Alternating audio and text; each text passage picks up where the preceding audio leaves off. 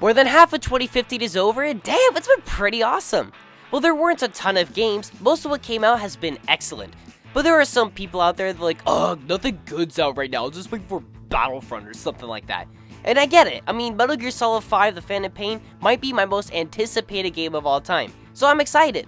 But that doesn't mean you should ignore all the fantastic games that come out this year, which is why today I'm here to show you my picks for the 10 best games of the year so far.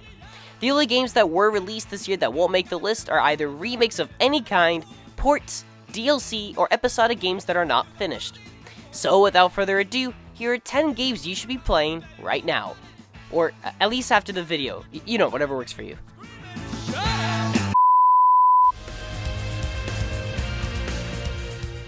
Now, I'm not much of a car guy. Actually, I know next to nothing about cars. And considering that Project Cars is meant to be the most realistic racing simulator out there, made me think that this wasn't the game for me. But what really surprised me was how user-friendly Project Cars is to both hardcore racers and everyone else. Gamers, non-gamers, parents, and racing enthusiasts will find a lot to love in this game. With its astounding graphical detail, top-of-the-line control, and a large amount of content, Project Cars might just be my new favorite racing simulator.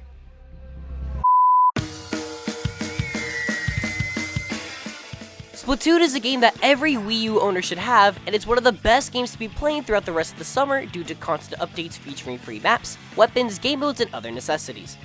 Outside of what's coming up, Splatoon is a beautiful third-person shooter that uses paint as one of the most unique gameplay mechanics in recent memory. Claiming territory, swimming in paint, and the multitude of unique weapons makes Splatoon one of the best online shooters of the year, as well as making a stale genre feel fresh again. And while it doesn't have a lot of content, at least we're getting some more.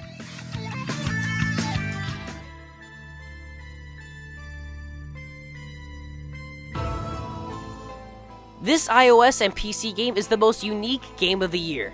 You search through a 90s computer terminal looking through videos of some girl being interviewed by the police. I won't spoil anything about the game, but you type in a word or phrase and the computer searches through all the videos, picking out the ones in which she said what you typed.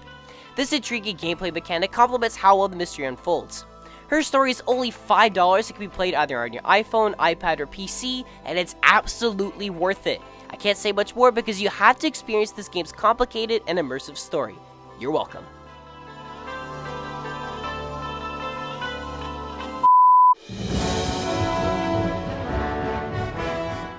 I'll say it right now, I suck at Monster Hunter. I always have. It's very hard to understand how the game works and what certain items do. But there was something about this 3DS exclusive that made me want to get better at it. Hunting monsters with friends locally or online was a lot of fun, but more importantly, it felt like true teamwork. And the monsters this time around are more varied and have more realistic behavior. Besides a pretty art style, smooth frame rate on the new 3DS, and the new online features, there's nothing new one could say about the new Monster Hunter. Even if you've never played a Monster Hunter game before, give this one a shot, especially if you have a friend that knows what he's doing.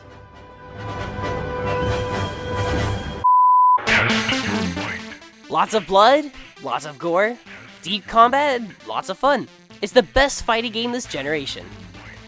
I don't think there's much else to say. I mean, you could just watch my review, but it's Mortal Kombat. You probably know how good it is.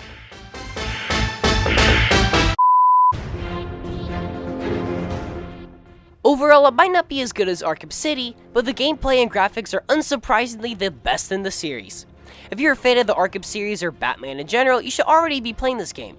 If not, Arkham Knight is a fantastic conclusion to a fantastic video game trilogy, and it perfectly ends Rocksteady's Batman story.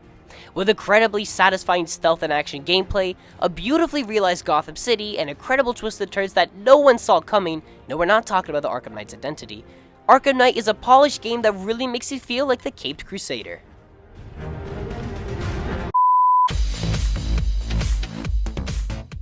The spiritual successor to the widely underrated supersonic acrobatic rocket-powered battle cars, Rocket League took the whole world by storm. There are more people playing Rocket League right now than there are people playing Grand Theft Auto 5. Like, finally, some people realize that there are other games out there besides GTA. But back to the point, for those of you who don't know, Rocket League is basically soccer with cars. And it's weird because I'm not a fan of cars, and I never really liked soccer, but I love Rocket League. It's the definition of a game that's incredibly simple yet hard to master. It's a great online game that's even better with split-screen online play. With the little time I have left in Canada before I leave, I play this game with my sister and my dad all the time now. While it was free for PlayStation Plus members last month, you could get Rocket League for the PlayStation 4 or PC for only $20.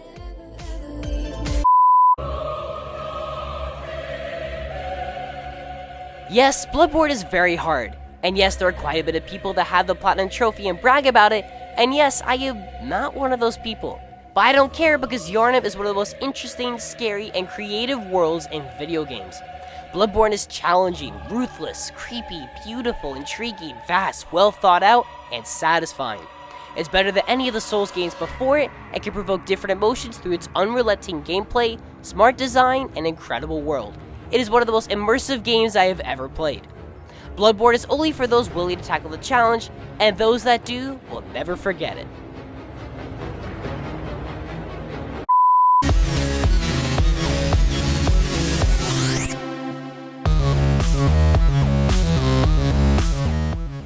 This is the definition of a perfect sequel. Better than its predecessor in almost every way, Hotline Miami 2 is a visceral and immersive game with an addictive combat system. Through its distinct visual style, this game provokes emotions and gets players to ask themselves questions through its violence and its story. And disturbingly enough, it's a lot of fun to bash people's skulls in.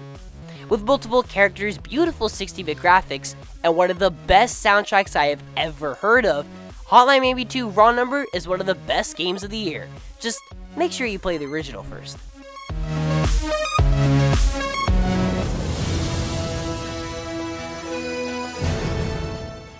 What an incredible accomplishment! The Witcher 3 perfectly ends Geralt's adventures and does everything right in the process. It contains the most immersive and believable world in a video game, jaw-droppingly beautiful graphics and art design, intriguing characters, decisions and choices that change you as a character as well as the world around you, a satisfying combat system, detailed enemies, and an open world that is not only massive, but more importantly, dense. The Witcher 3 is a huge game that will take you over 100 hours to complete its first playthrough, but what's truly impressive is how it never gets old. Every quest feels unique and different, and it truly feels like you're exploring its world. Whether you're a fan of the series like I am, or you don't know a thing about The Witcher, you need to buy this game because it is the best game of 2015. Well, at least so far. Let me know in the comments below what your favorite game of 2015 is. For more video game reviews, top 10s, or anything gaming related, be sure to subscribe to Bathroom Gamers. And to those of you that are already subscribed, thank you so much for the support. Regardless, thank you for watching, and stay fresh.